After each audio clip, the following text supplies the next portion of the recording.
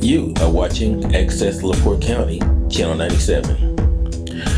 Coming up next is the September 11th, 2024 meeting of the LaPorte County Solid Waste District Board. You can find more information for this meeting by visiting www.accesslaportecounty.org. I'd like to call this meeting to order for Solid Waste District.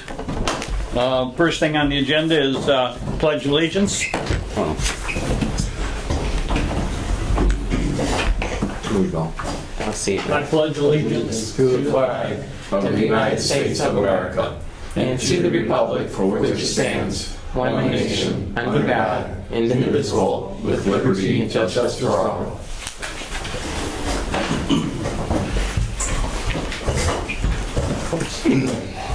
Has everybody had a chance to look at the minutes for the... roll call, I'm sorry. Roll call. Commissioner Haney. Commissioner Grammarosa. Mayor Dermody. Present. Mayor Nelson Deutsch. Present. Commissioner Rosinski. Councilman Mullenhour. Present. Councilman Prespolinski. Present. Okay, it's a quorum. All right. Call for the CAC board. Roll call for the CAC board. Okay, Paul Brooks, myself present, Julie Charlesworth, Amy Ficus, Present. Jim Irwin, Justin Keel, Chris Havens, Present. Jim Michaels, Amber Seiler, Present. Samantha Joel. Both boards have a quorum. Yes. Both boards have a quorum, so we'll go down to approval for the, has everybody had a chance to look at the minutes for the district board meeting on April 10th? Motion to approve. Second. Have a motion and a second. All those in favor? Aye. Aye. Opposed? Passed. Minutes for the CAC board of August 27th, 2024. I'll make a motion to approve. Second. Have a motion and a second. All those in favor? Aye. Opposed? Passed. Next on the agenda is the claims for May, June, July, and August and September. Looks like we got 5 months worth, so. Yeah, we didn't have a meeting in July. Normally we catch up in July. But Right. as always, we sent them to the boards. The chair came in and reviewed them and signed the docket. Right. There's nothing unusual on the claim docket at this time. So I need a motion, I think, to accept the claims for those 5 months, May, June, July, and August and September 2024. Motion to approve. Second. Have a motion and a second. All those in favor? Aye. Aye. Opposed? Motion passed. Financial report through August 30th. It's in your board packet. Once again, I always point out on the top in the yellow, we have in our cash balance after today's claim. Actually, yeah, it's for August claims, $2,228,634.60.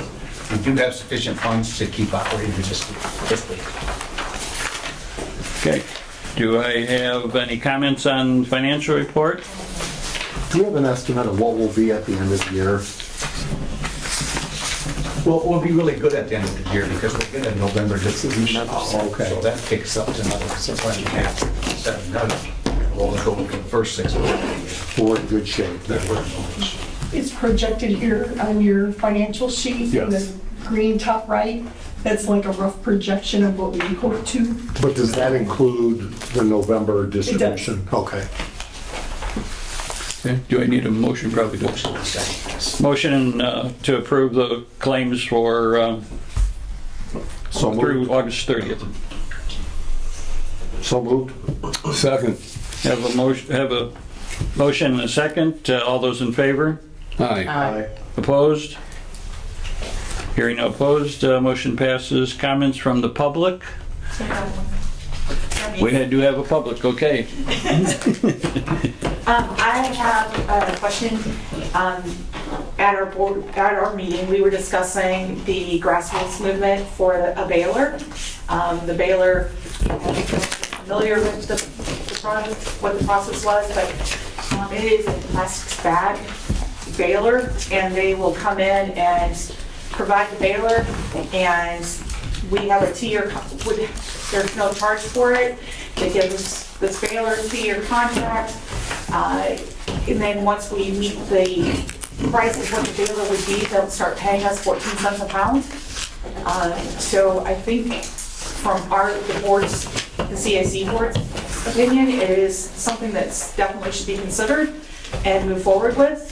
And I don't know what your progress is on that, but we'd like to see you move forward with it. I made the decision not to move forward on it, but I'd certainly refer it back to the CAC board. If you wanted to go in and go down to our compost site, watch our operation, it's basically a two-man operation, so you'd have to hire more manpower. You have to hire additional equipment. We do not have storage space for the bales until we reach the capacity for them to ship. So, but I would encourage you guys to put together a committee, go down there, and even find out if our floor is stable enough for a baler to sit on our floor. Some balers, have reinforcement underneath it. I knew at the time we did not have funds for that, even if it was free. So, but I would encourage you, and I think the board would encourage you to, certainly go down and bring back a fact-finding mission and bring it back, and we'll certainly consider it. At least I'll certainly recommend it to the board if it's feasible. Okay, well, I just wanted to know what the status was on it, and we will take it back to our board and get a committee together and make sure that everything is viable and what it would actually take. Okay, I think that's a great idea. You said it'd take, I'll fix the floor. And that's a lot to do with even setting so on. Gotta know how thick the floor, how much concrete in the floor and how much rebar is in there, how much it's gonna weigh. We have the plans here, I can find that out for you. I don't know it off the top of my head. It's a basic floor for like a coal barn constructed building. I mean, this building is made just for trucks to drive on, not for any type of heavy equipment. you said 2 people to operate it, right? Down at our site, we're Right. basically 2.5. Sometimes Scott fills in down there, but we're open on Saturdays, so we're short a man on Mondays. So it's, No, it's probably. like I said, we take in a lot of bags here. Right now, they're free to take to Kroger's to process for us. But I can't imagine if we opened it up to businesses and everybody to bring all their plastic bags down there. I think it just turned into more than what we can handle at this time. It's a great idea. I just think it's more than what we can do. And would be a moneymaker, would generate revenue after a certain point, correct? I do not know that. That'd be a job for you guys to see what the payoff would be on that. So it's 14 cents a pound once the baler's paid off, and so each bale weighs roughly 1,000 pounds. They will come and pick it up for free as long as we have at least a half semi-load to a full semi-load. And it's Trex that's actually doing the recycling that makes the lumber, so we go directly to their facility. But we'd be able to do boat wrap. We just have to do it, we have to bale it separate, so we'd be able to contact the area marinas, and we'd be able to make like some decent money probably off of it. Alice has contacted me before to see if we could take their bags, but since we're taking ours to Kroger, we can't really do that. Because currently they're paying to have their bags picked up and recycled at Alice. So it would help them out too, I think. And that might be something that your committee want to look at also, charging the businesses to bring us the bags so we can also make some money. Well, we'd be making money off the bags. We're a residential program. When you open up to businesses, you actually have to kind of show why you're opening up to businesses. If they're paying somebody else, why not pay you guys? Well, because we'd be making money off of their bags Do already. you know what the baler costs? Well, the baler is free. They have a suggested value of around $12,000 to $14,000. So, and if you're talking 14 cents a pound, and you're talking a bale weighs 1,000 pounds, you're basically you have to pay that off in that 2-year time frame, which I don't think that would be a hard problem to do in this community. People are already used to trying to recycle their bags, and if we're already if we can get Kroger's to come here instead of paying their place, we're going to definitely be moving forward and getting it paid off quickly, and then start seeing revenue from it. And I think I speak for the board, we're definitely not against doing more stuff for our public. It's just that we can't take on costs that we can't afford to pay for. Okay. well, we'll definitely put a committee together and get you, do some more fact finding for you. Appreciate it. Great, thank you. Any other comments from the public? Hearing none, we'll go to director's report. First item we had, I think you guys are all pretty familiar with exit conference. This one's back from 2020. They finally got us our fact finding, and there was 2 incidences that we need to improve on. One was our payroll. We were back in the old days where we paid in advance instead of after the fact. So Len worked up a time frame to where we could actually get our payroll to be where we pay in arrears. We work, then we pay it. I think she figured it out for a month that had 3 pays, so Yeah, try to shifted make it it. easier on the employees. so nobody would actually get hurt. Later on the agenda, we'll have our action plan to show that we corrected it like a couple years ago. It's just that we never put an action plan together that state board of account wants. So that's on the agenda today. The other item that they showed we had a deficiency in was our capital assets program. And back in July of '22, we presented that to the board and you approved our capital action plan for our capital. So that's already in the books, that's done. And after you approve today's action plan, we'll be through with the 2020 audit. And then that packet that you have, it shows you the email from the State Board of Accounts that shows that they accepted our corrective action plan. They call it CAP. It's all in the packet. The capital assets, basically, the problem was that I over-reported because I keep a list, Lisa does it for us, of capital assets that are above our threshold and capital assets that are under the threshold. And I mistakenly reported the whole list to them, so they considered it over-reporting because I didn't match the policy of about the threshold. So it was really just kind of a very minor thing, but we had to officially separate the 2 lists, so that's what we did, as Clay mentioned, so just to explain that. Okay. Any other questions from either one of the boards? No. The next is just an update on our public access sites, and we provided you with several photos. The first set of photos is our Michigan City public access site. With the help of Michigan City and Mayor and Councilman Pestilensky, came up with a plan to rearrange the collection dumpsters. But you can see in that second photo, we're still having a little bit of a problem with some contamination. I know the camera is set up out there because I seen that the other day when I came to take these pictures. And I know you're catching some folks, so we're slowly getting the word out that, don't leave stuff that's not acceptable there. Michigan City doesn't want it, we don't want it. Take it to the proper disposal place. Yeah, and I will invite you, we are working on 3 ordinances around refuse and disposal and dumping and coming up with, I met with IDEM on another situation, but I've shared with them that we need some additional funding if we want to, start some type of dumping program, especially since we have a waterway near those sites, that there might be an opportunity for some additional funds. So I had an initial meeting with them, plan to set up another one, but once we get the ordinances kind of where we need them, I'll probably host a workshop and invite you to the workshop, because we don't charge for anything, which is a whole nother issue, but that's why we're having dumping.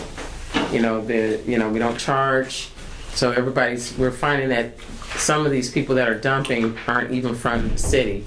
They're not residents, they're haulers that are stopping in Michigan City and dumping their stuff. So we have issued some citations and some trespass warnings, but it's going to take that being very consistent and using the cameras to do that. And as you can see in that picture, you folks are getting a little bit of everything. You got tires, you got barrels, you got furniture. And we did go over and pick the tires up. We make sure those are off your site, because we have a collection coming. We can get rid of those for you and for us. So you're saying you did pick those tires up? Yeah, there's one. All right. The other stuff, I haven't been over there today to see if that's gone. Eric, I don't know if you if your guys have said anything, if that's. Yeah, no, I'm not going over today either. I will say though, the efforts that have been exhausted. I'm Eric Ivory with Borden. I'm the municipal manager. Sorry, starting with that, but the efforts have been recognized by us. I know that there's been some energies put towards rearranging the containers, putting up the cameras. That has helped. We have seen, at least in the collection space, of that not a lot of contamination. I mean, it's at a space now where it's comparable to other job sites that we normally look at. But prior to making those adjustments, it was difficult at best to get those areas to stay clean. And we're doing our best. I know the team is doing their best as well. The one thing I wish we can control is how our residents participate with those containers. Can't always do that, but as you start doing fines and as you start putting cameras up, I think that will kind of change the cognitive relationship with the containers. So Yeah, and we're even looking at, is there a way for us to man them at certain hours? And then figuring that out and what that looks like. Because again, we're finding it's not residents, it's outside folks doing it. And how do we keep people on the outside from doing it and charging them? It does make a difference not being a man site. Next up is our foot compost site. When we rearranged the Wood City site, we brought 4 of those second dumpsters to the Port compost site. We have a new public access site there. And you can see ours is maintained quite a bit better because we have people there. That's all they do is things, and they're inside the gate, so you can't come after hours and do anything on our site. You have to come in during public operating hours. Do they check for county residency at the compost site? No, we kind of watch for license plates, but we have a lot of out-of-town residents that own homes, and it comes true. And once again, we're not basically a 2-man operation down there, so if they're on the backside of the site, you don't know what's going on in the front side. But it's been pretty good. You can see it's pretty clean there. Pictures. I think the big thing is where they have access 24/7, like, especially at night, you're gonna get, dumped. It's a big difference. And the last set of pictures, I think, a couple of them got out of the basement, is our Hannah site. And it's fairly clean there with good identification. There is a piece of furniture set behind the one dumpster there, so we still have a little bit of problem there, but the county highway would take care of that and bring it to their public access. We're quite pleased with what's happening so far with the help of Michigan City. I think it's improved tremendously. Oh, yeah. Allowing us to bring those 4 over to our site helps the public out. Yeah, and speaking to the street superintendent before I came, I asked him any issues. He said that they caught 5 individuals on the camera, and they call them up, tell them to come back, dig it out, take it with you, and whether a fine's assessed or not, I don't know, but I know that they're doing that right now. So, and it has gotten better. And like Eric was saying, him and I talked before the meeting, and he says it's gotten considerably better. What this mess is here, because I saw that Monday too when I was down there, and I don't know where the camera's at in relationship to this pile. It's like a direct 30 feet away, so if you're going to catch somebody, that would have been a prime spot. So I may have to call the street superintendent up back and see what that's all about. Yeah. No, but it's gotten 1,000 times better. We all know that. Compared to Cablin's and the Marquette Mall in those old days, and trying to clean up the roadway on the south side there, and it's gotten a lot better. And thanks for your efforts, Eric. I haven't gotten any calls in the past 3 months as far as recycle pickup, so good job. thank you. Our pleasure. It's collaborative for sure. And so whatever we can do to work in collaboration, we're more than welcome to do that. So. All right, thanks. Thank you. Yep. The last time I have on the director's report is our 7-in-1 collection coming up this Saturday here at the fairgrounds, where we do our tires, appliances, shredding, electronics, hazardous waste. It's all going to be this Saturday from 8 to 1. If you have Mayor can ask your people to put that on the public access site there, that'd be great. Send them over. We will have one more in October over in Michigan City at Caitlin's Ace Hardware to wrap the season up. That's usually a big event. We get anywhere between 800 and 1,000 cars come through there. Good. Yep. No? That person that dropped those tires off could have brought them over here. And first 4 are free, so those There you go. That's right. Do you have a graphic for this weekend for that pickup? I do, I can send it to you. Yeah, that would be helpful. Old business. Budget calendar? Since it's a little bit late, but since we didn't have our July meeting for you folks to approve our budget calendar, it's basically the same we do every year. We start at our July meeting, knowing when our dates are going to be. An important date, I guess, coming up now for everybody would be our public hearing. The county council has to approve our budget. It's going to be September 30th. Then our adoption hearing is October 28th. The county council always has to do that. But I will need this to be submitted for the minutes so if I can get approval of the budget calendar. Motion to approve? Second. Hearing a motion and the second. All those in favor? Aye. Opposed? Motion passes. New business, and this is what you talked about earlier, State Board of Account Action Plan. I have it. It's on my computer, didn't print it off. We were making a lot of changes on it, so. Did it get into the board packet? No.